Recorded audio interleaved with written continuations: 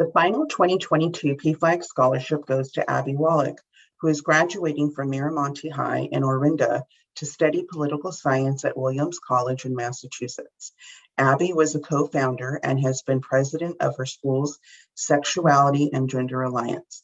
She has served as a curriculum consultant, getting LGBTQ+ inclusive curriculum added to Spanish, English, and history classes, including the use of gender-neutral pronouns and the intersection of LGBTQ+ and Indigenous identities. Abby has also collaborated with the Associate Superintendent on district-wide lessons on sexuality and gender.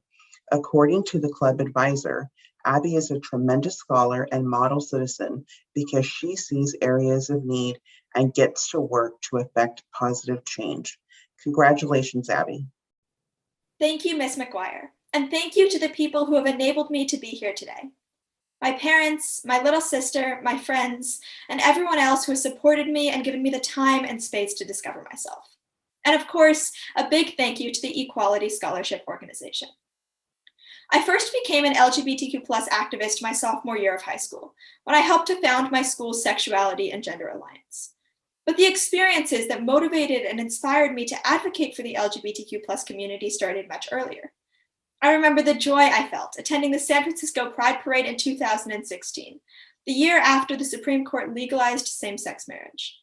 But I also remember witnessing homophobia and transphobia in the school hallways, observing the lack of any LGBTQ+ content in my middle and high school curriculum, and constantly questioning my own sexual orientation after being told that I looked or seemed straight.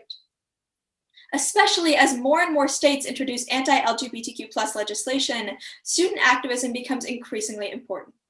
I saw firsthand the effect that student activism can have when I helped to organize a walkout against Florida's Don't Say Gay bill.